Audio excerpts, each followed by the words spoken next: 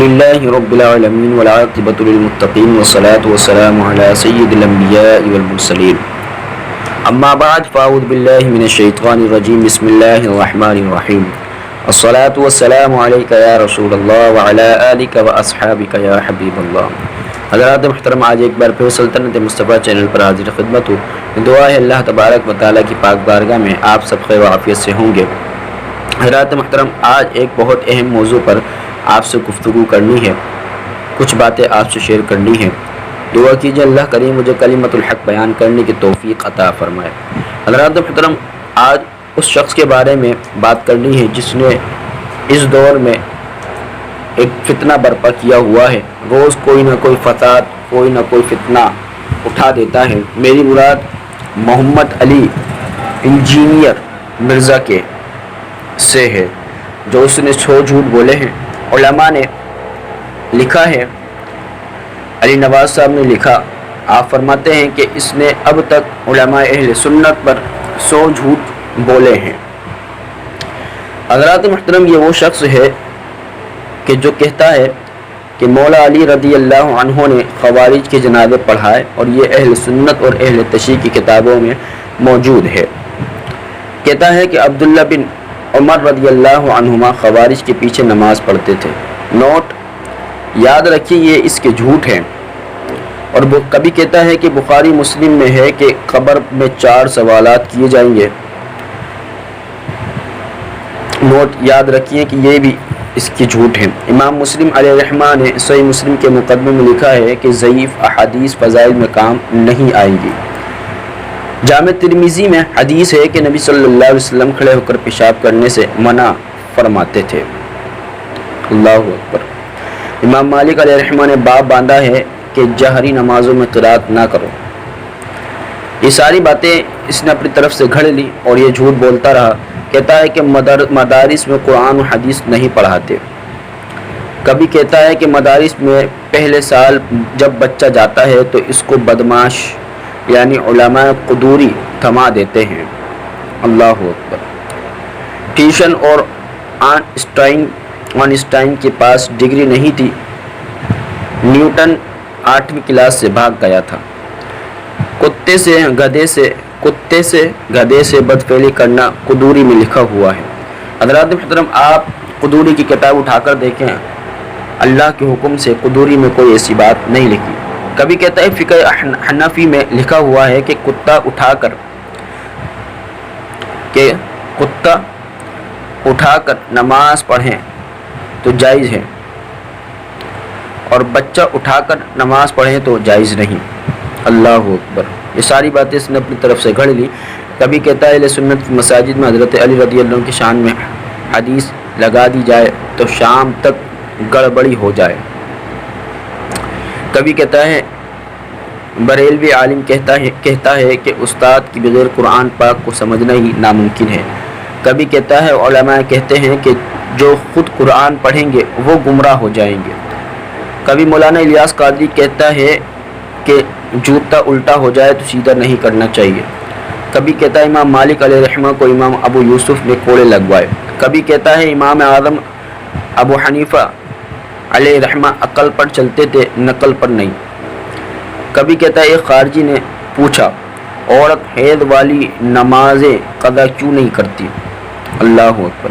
کبھی کہتا ہے حضرت عائشہ صدیقہ رضی اللہ تعالیٰ عنہ کی شاگردہ کو خارجی بنا دیا مرزا جہلمی نے۔ اللہ اکبر۔ حدیث میں عورت کو مرد بنا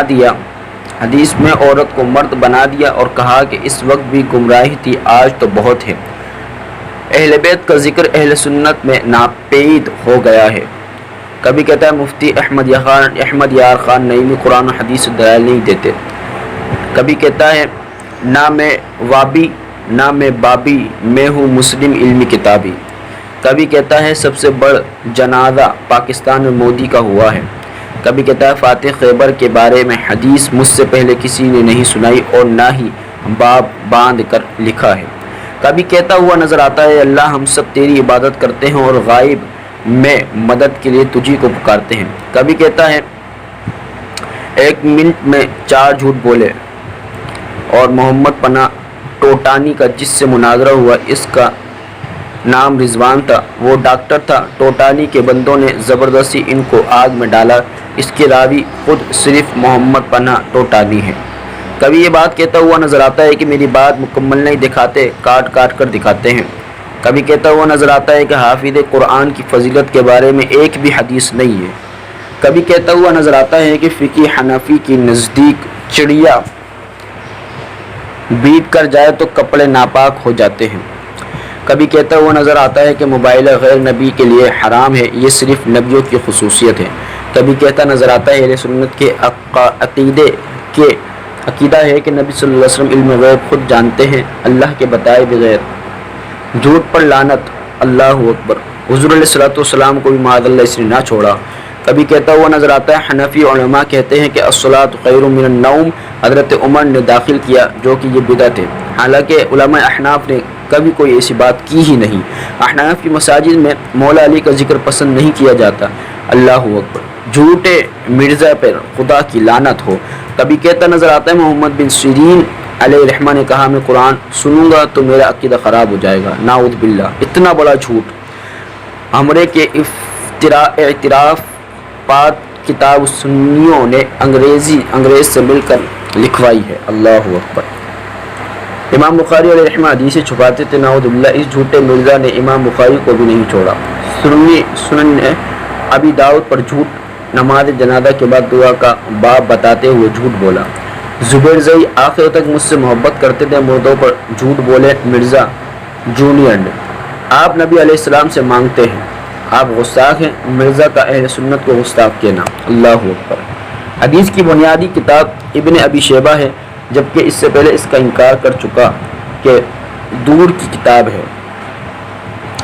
کبھی کہتا ہے ختم نبوت پر کام کرنے والے علماء پیسے لیتے ہیں باہر سے، یہ ختم نبوت پر کام کرنے والوں پر الزام لگاتا ہے۔ کبھی کہتا نظر آتا ہے حدیثیں چھپ تو نہیں سکتی، ابن حجر عسقلانی نے انصاف کیا اور پوری حدیث کو لے آئے۔ کبھی کہتا ہے امام بخاری حدیث نہیں چھپاتے تھے، پہلے کہا چھپاتے تھے، اب کچھ اور کہہ رہا ہے۔ کبھی کہتا ہوا نظر آتا ہے کہ مصنف عبدالرزاق کا گم شدہ نسخہ بریلویوں نے 15 سال پہلے دریافت کیا ہے۔ کبھی کہتا نظر آتا ہے علامہ غلام رسول سعیدی علیہ الرحمہ پر مزار مرزا کا جھوٹ کے وہ دلائل نہیں دیتے۔ کبھی کہتا نظر آتا ہے ڈاکٹر طاہر الپادری پر جھوٹ کہ انہوں نے واقعہ معراج کو عشق کی داستان بنایا۔ کبھی کہتا نظر آتا ہے کہ اس میں کبھی کہتا ہے نماز جنازہ کے متعلق 5 جھوٹ ہیں۔ کبھی کہتا نظر آتا ہے ختم نبوت پر کام کا پیسہ ملتا ہے، مجھے بھی ابھارنے کے لیے ایک شخص آیا جو کہ اس نے جھوٹ بولا۔ مختار صفقی کے متعلق جھوٹ بولا۔ امام ابو حنیفہ امام مالک کے پوتے شاگرد تھے، یہ بھی دنیا کے بڑے جھوٹوں میں سے ایک جھوٹ ہے۔ کبھی کہتا ہے فاروق اعظم کہنا یہ مولویوں کی بدعت ہے، یہ بھی جھوٹ ہے مرزا کا۔ کبھی کہتا ہے مناظرہ جنگ کتاب 6 جلدوں پر مشتمل ہے، حالانکہ یہ کتاب 285 صفحات اور صرف 1 جلد کی ہے۔ کبھی کہتا ہے کہ ایک حدیث پر 7 جھوٹ بولے ہیں اور مرزا جونیئر نے بس نہیں کی۔ کبھی حضرت ابن عباس رضی اللہ عنہما اور امام طحاوی پر 3 جھوٹ بولتا ہے۔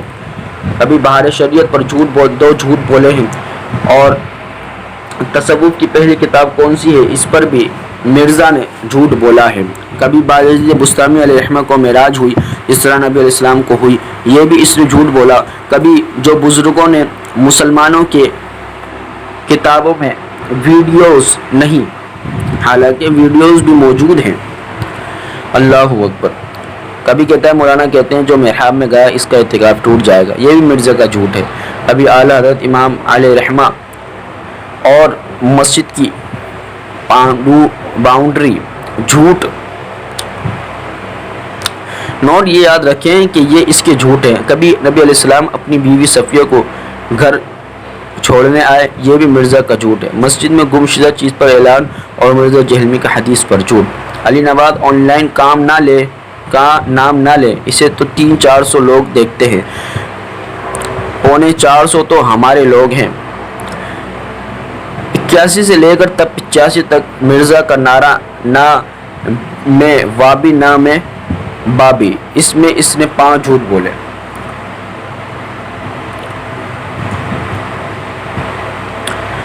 کبھی کہتا ہے جو سنتیں نہیں پڑھتا اس کے فرض نہیں ہوتے، یہ بھی مرزا جونیئر کا جھوٹ ہے۔ جو تراویح نہیں پڑھتا اس کے روزے نہیں ہوتے، یہ بھی مرزا جونیئر کا جھوٹ ہے۔ کبھی کہتا ہے مولوی کہتے ہیں کہ ڈائریکٹ قرآن پڑھنے سے لوگ گمراہ ہوتے ہیں، یہ بھی مرزا جونیئر کا جھوٹ ہے۔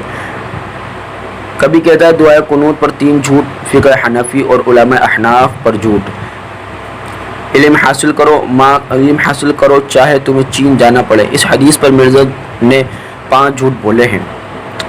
اور کبھی علم غیب کے متعلق علماء اہل سنت پر مرزا کے 5 جھوٹ۔ انشاءاللہ عنقریب اس کی وضاحت بھی آئے گی جو مرزا جونیئر نے جھوٹ بولے اور اس کے خلاف ہمارے دلائل کیا ہیں۔